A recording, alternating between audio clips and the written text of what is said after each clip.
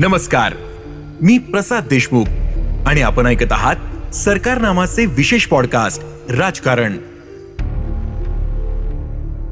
जमलेल्या माझ्या तमाम हिंदू बांधवांनो, भगिनींनो आणि मातांनो, एक हात कमरेवर आणि दुसऱ्या हातात रुद्राक्षांची माळ, तो हात उंचावत सर्वत्र फिरवत सबंध शिवतीर्थावरच्या लाखो शिवसैनिकांना भुरळ घालणारा, या गर्दीचा उत्साह शिगेला नेणारा आणि त्यांना क्षणात शांत बसून विरोधकांवर शब्दांची फैरी झाडणारा हा पहाडी आवाज आणि शिवतीर्थ म्हणजेच हिंदू हृदय सम्राट शिवसेना प्रमुख बाळासाहेब ठाकरे.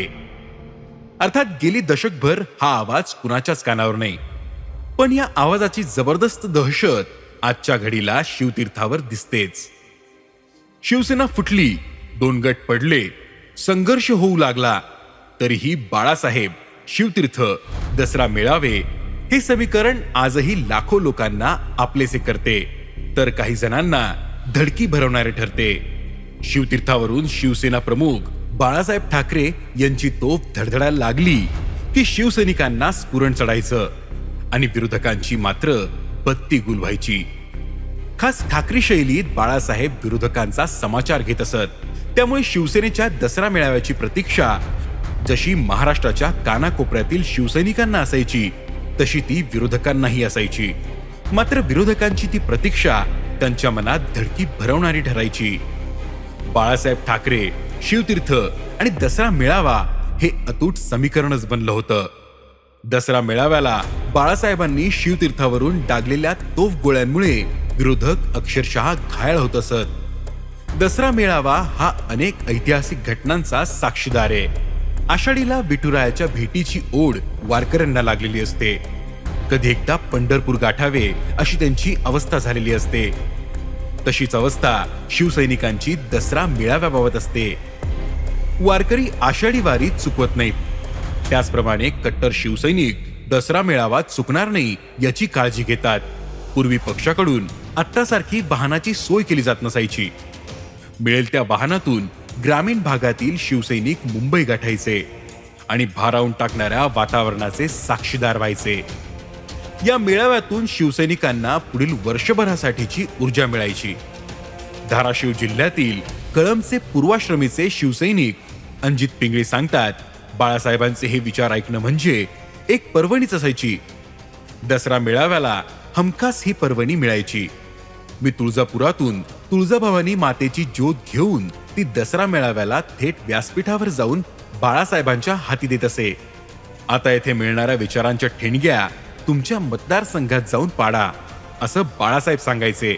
शिवसेनेच्या शिंदे गटात असलेल्या धाराशिवचे अनिल खोचरे सांगत होते, आता शिवसेनेचे 2 गट झाले, त्यामुळे दसरा मेळाव्याला पूर्वीसारखे वैभव नाही.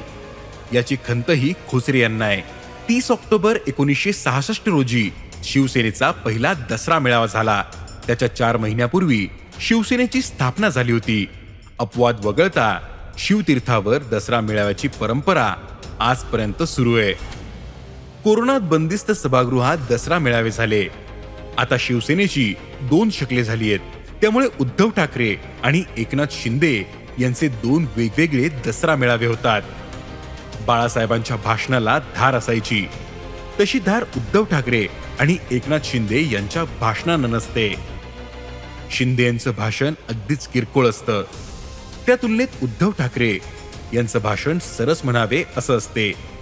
शिवसेनेचा पहिला दसरा मेळावा कुठे होणार, तो कसा असेल, याबाबत शिवसैनिकांसह उभ्या महाराष्ट्राला अतिशय उत्सुकता होती. असा मेळावा सर्वांसाठी नवीनच होता.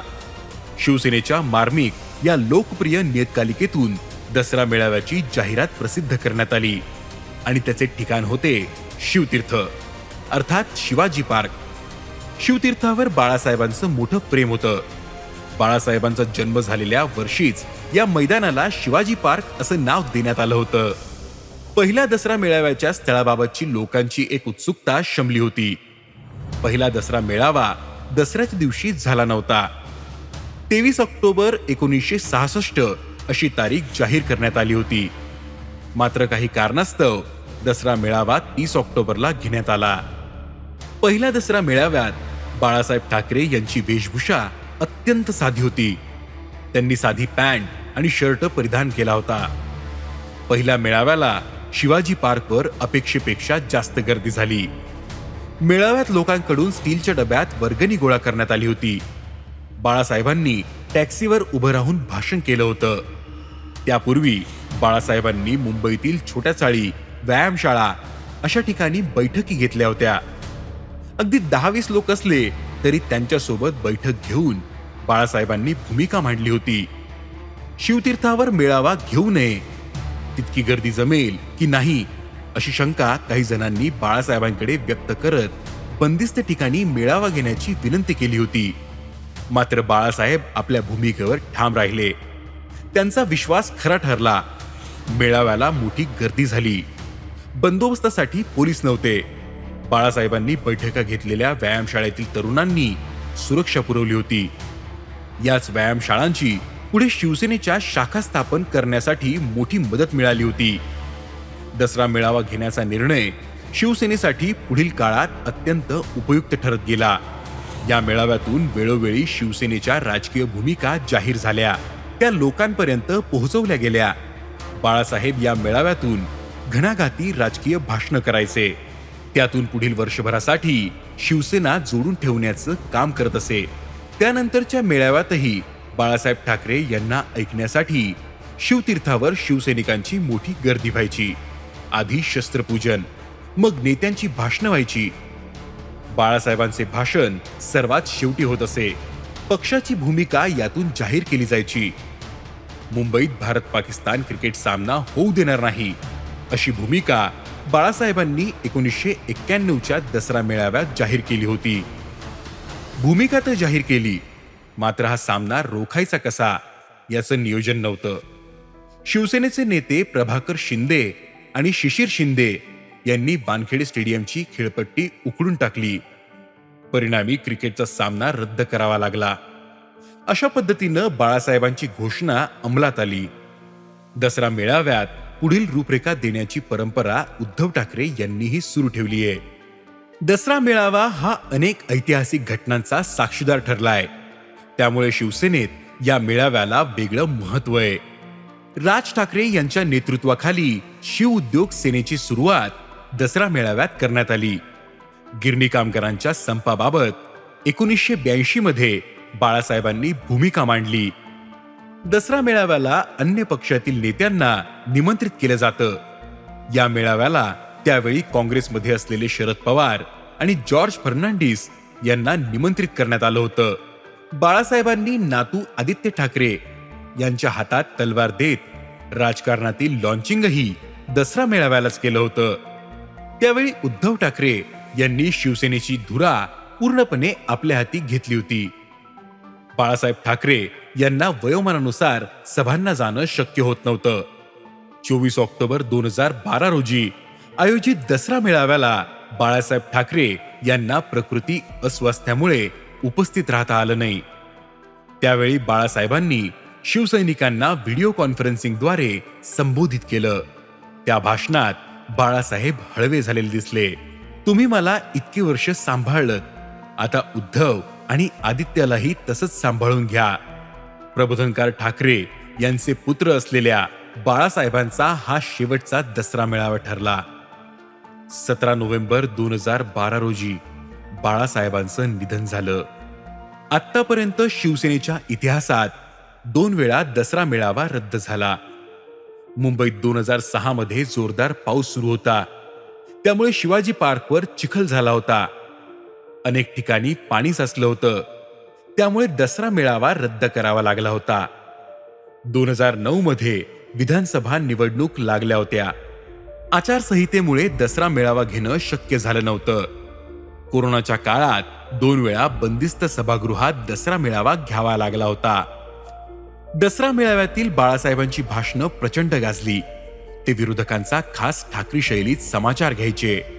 2011च्या मेळाव्यात बाळासाहेबांनी तत्कालीन केंद्र सरकार आणि सोनिया गांधी यांच्यावर घणाघात टीका केली होती. केंद्र सरकार नपुंसके असं म्हणत त्यांनी सोनिया गांधी यांच्यावर निशाणा साधला होता. काँग्रेसने देशाचं डम्पिंग ग्राउंड केलंय. भ्रष्टाचाराच्या मुद्द्यावर देशभरात आंदोलन सुरू असताना सोनियाबाई महिनाभर विदेशात गेल्या होत्या. कारण काय तर म्हणे त्यांना शस्त्रक्रिया करून घ्यायची होती. अरे, आपल्या देशातील डॉक्टर काय मेले होते काय? आपल्या डॉक्टरांवर तुमचा विश्वास नाही का? मलाही बायपास शस्त्रक्रियेसाठी परदेशात जाण्याचा सल्ला देण्यात आला होता, मात्र देशातील डॉक्टरांवर माझा विश्वास होता, अशी टीका बाळासाहेबांनी केली होती. त्यावेळी भ्रष्टाचार, महागाईच्या मुद्द्यावरून अण्णा हजारे यांनी दिल्लीत उपोषण सुरू केलं होतं. त्यांच्या भोवतालच्या लोकांवर बाळासाहेबांनी टीकेची झोड उठवली होती. अण्णांच्या प्रामाणिकपणाबद्दल शंका नाही, पण त्यांचे सहकारी केजरीवाल, तिबाई, किरण बेदी जोशात होते. हातात माईक आला की केजरीवाल सारख्यांना जोर चढतो. भयंकर होतं ते सगळं, पाहवत नव्हतं. तिकडे अण्णा उपोषण करत होते आणि रामलीलावर दररोज 35,000 लोकांच्या 2 वेळच्या जेवणाची सोय करण्यात आली होती. उपोषणाने भ्रष्टाचार संपणार नाही. तो संपवायचा असेल तर मर्दासारखी भूमिका घ्या. आपल्या सरकारच्या धोरणातच भ्रष्टाचार संपवण्याचा प्रामाणिकपणा नाही. नालायक लोक सत्तेवर आलेत, ते पंतप्रधान काय बोलतात हेच कळत नाही. लुंगीवाले अँटोनी संरक्षण मंत्री पदावर बसवलेत. तिकडे शत्रू आमच्या सीमेवर सज्ज झालाय आणि आमच्या सैनिकांकडे मात्र शस्त्र नाहीत. शत्रूचा नाश करण्यासाठी आमच्या सैनिकांना बळ देण्याऐवजी हतबल केलं जातंय. असले लोक तुम्ही सत्तेत ठेवणार आहात का? अशा शब्दात बाळासाहेबांनी सत्ताधाऱ्यांचा खरपूस समाचार घेतला होता. त्यांची भाषणाची शैली आणि शब्दांची निवड शिवसैनिकांच्या हृदयाला थेट भिडणारी होती. बाळासाहेबांनी दसरा मेळाव्यात आपल्या खास ठाकरी शैलीत इंदिरा गांधी, शरद पवार यांचाही समाचार घेतला होता. बाळासाहेबांच्या निधनानंतर झालेल्या पहिल्या दसरा मेळाव्यात मात्र अनपेक्षित प्रकार घडला होता. या दसरा मेळाव्यात उद्धव ठाकरे काय बोलणार यांची उत्सुकता शिवसैनिकांना लागली होती. उद्धव ठाकरे यांनी आपल्याच पक्षाचे माजी मुख्यमंत्री मनोहर जोशी यांच्यावर टीका केली होती. 2004च्या लोकसभा निवडणुकीत पराभव झाल्यानंतर शिवसेनेने मनोहर जोशी यांना राज्यसभेत पाठवले. मुदत संपल्यानंतर पक्षाने त्यांच्याऐवजी अनिल देसाई यांना संधी दिली. त्यानंतर मनोहर जोशी यांनी लोकसभा निवडणुकीची तयारी सुरू केली. दक्षिण मध्य मुंबईऐवजी कल्याणमधून लढता येईल का याची चाचपणी करण्यास पक्षाने त्यांना सांगितलं. दक्षिण मध्य मुंबईतून शिवसेनेने राहुल शेवाळे यांना उमेदवारी देण्यात आली. त्यामुळे जोशी नाराज झाले. दादरच्या सार्वत्रिक नवरात्र महोत्सवात त्यांनी उद्धव ठाकरे यांच्यावर टीका करत त्यांच्या नेतृत्वाच्या क्षमतेवर प्रश्न उपस्थित केले होते. त्यामुळे शिवसैनिकात रोष निर्माण झाला होता. त्यानंतर काही दिवसांनी झालेल्या दसरा मेळाव्यात उद्धव यांनी जोशींना टोला लगावला. आता शिवसेनेतच फूट पडल्यानंतर उद्धव ठाकरे आणि एकनाथ शिंदे यांचे 2 वेगवेगळे दसरा मेळावे होतात. अर्थात दोघांचीही वक्तृत्व शैली बाळासाहेबांसारखी नाही. फुटीनंतरच्या पहिल्या मेळाव्यात उद्धव ठाकरे यांनी बाजी मारली होती. त्यांची वक्तृत्व शैली बाळासाहेबांसारखी नसली तरी त्यांची स्वतःची एक शैली आहे. शिंदे यांचं भाषण मात्र अत्यंत रटाळ झालं होतं. कुणीतरी लिहून दिलेलं ते वाचतायत की काय अशी शंका निर्माण झाली होती. आता शिवसेना फुटीनंतरचा दुसरा दसरा मेळावा 24 ऑक्टोबरला होणार आहे. उद्धव ठाकरे आणि एकनाथ शिंदे काय बोलतात याकडे राज्याचं लक्ष लागलंय. धन्यवाद.